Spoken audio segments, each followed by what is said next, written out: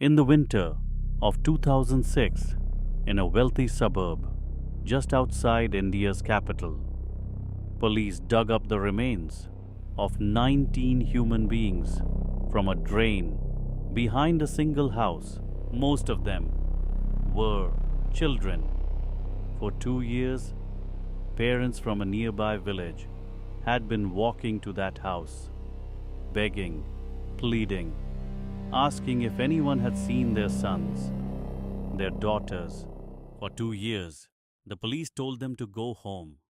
For 2 years, the killings continued.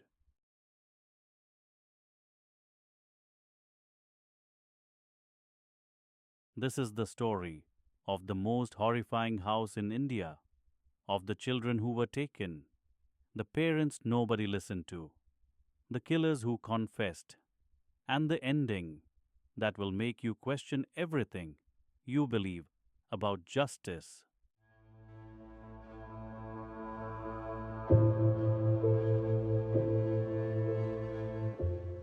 Everything you are about to hear comes from CBI charge sheets, Supreme Court judgments, and verified investigative reporting. This case has been through every level of India's legal system, and as of 2026, it is still not fully resolved. That fact alone should terrify you.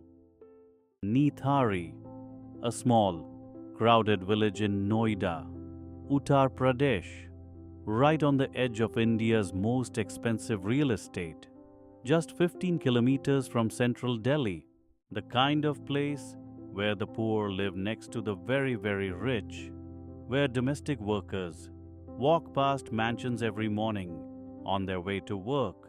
Inside them, starting in late 2004, and children began to disappear. A boy who went to buy groceries and never came back. A girl who left for school and simply ceased to exist. Then another, and then another. The families did what any family would do. They went to the police. The police told them their children had probably run away or been taken by traffickers. Come back later. There was nothing to investigate. By 2006, over 30 children and young women had been reported missing from that one small area. 30. And the police did nothing.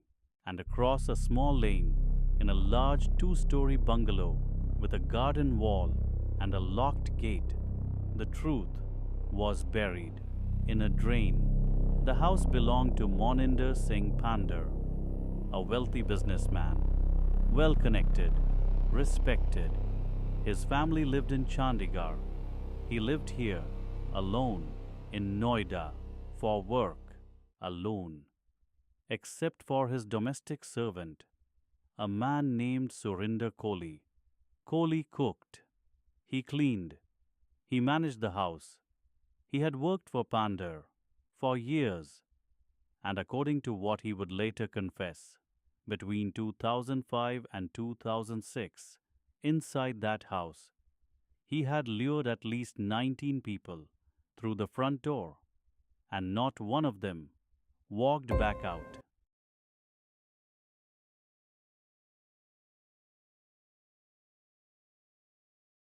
Kohli's confession, extracted under interrogation, described what happened inside that house in a level of detail that investigators said they could barely process. He would lure children from the lane outside, young women looking for work, people who trusted a familiar face near a wealthy home. He would bring them into the drawing room, and then he would kill them.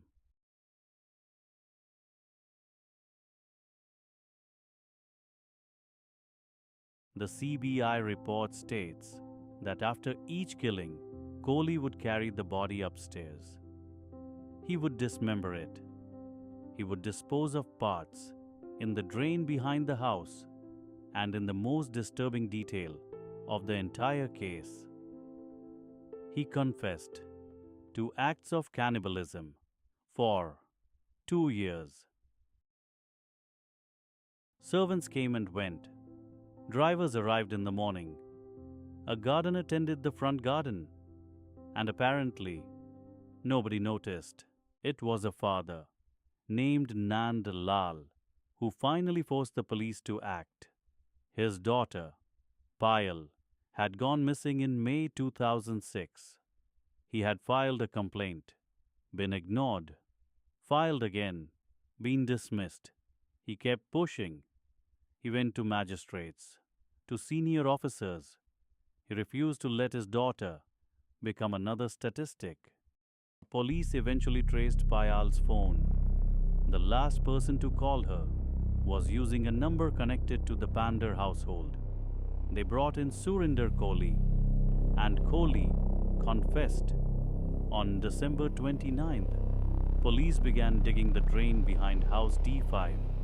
Within hours, they found a skull, then another, then rib cages, leg bones, clothing. By the end of the day, they had uncovered the remains of 8 children.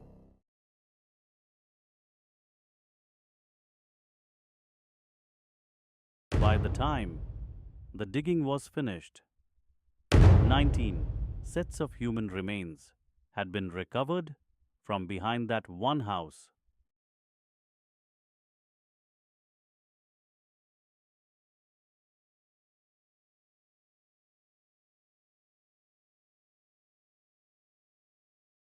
Investigators said the smell was unlike anything they had encountered before. Seasoned officers had to step away. Within 48 hours, an angry mob descended on the village, parents screaming, demanding answers, and 2 police constables were suspended for knowing children were disappearing from this area and doing absolutely nothing. Both Pandher and Koli were arrested. Both were charged. In 2009, both were convicted and sentenced to death, classified by the court as rarest of rare, the highest threshold for capital punishment in India. But here is where the story takes a turn that nobody expected. In 2009, both men were sentenced to death. In 2010, Pandher was acquitted in the first case. In 2011, the Supreme Court upheld the death sentence. In 2014, a death warrant was issued for Koli. He was transferred to a jail with a functioning gallows. He was scheduled to hang in 12 days. And then, in October 2023, the Allahabad High Court acquitted both men, citing lack of convincing evidence beyond their confessions. In November 2025, the Supreme Court of India made it final.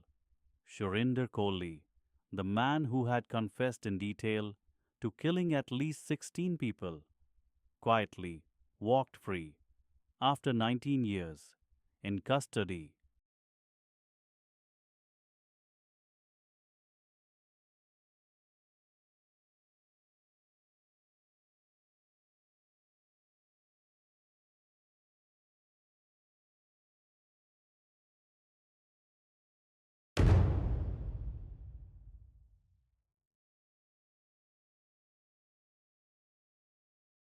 And the families of those 19 victims, they are back where they started.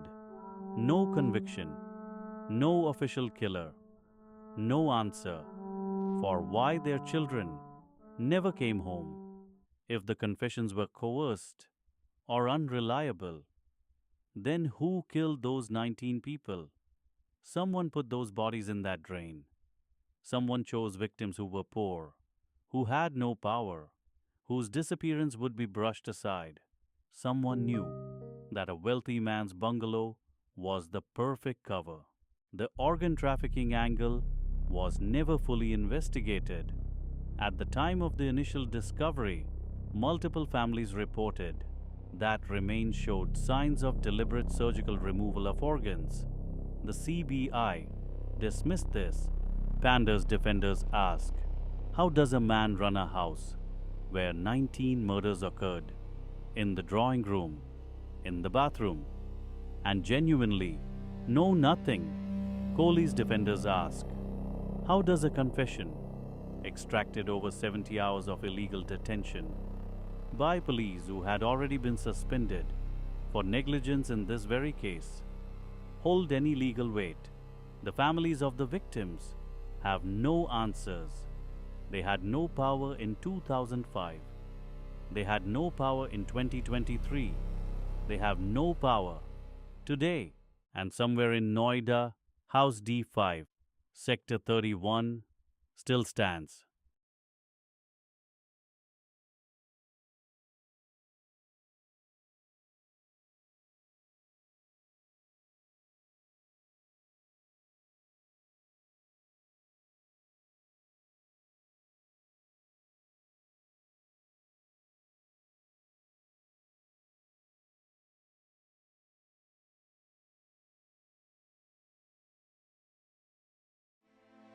The Nithari case is not just a true crime story. It is the story of what happens when the wrong people go missing, when their parents are the wrong class, the wrong background. To be heard, here is the question I want you to sit with. If those 30 families had been wealthy, if their children had gone missing from a gated colony instead of a labor village, how long do you think the police would have waited before they dug up that drain? Tell me what you think in the comments. I read every single one. And if this case disturbed you, wait until you hear about 13 murders in one city, 0 arrests. Ever, that case is next. It is called the Stoneman Killings, and it will make the Nithari case look simple. Because India has stories that the world has never heard. This is Cold Cases India, and we are just getting started.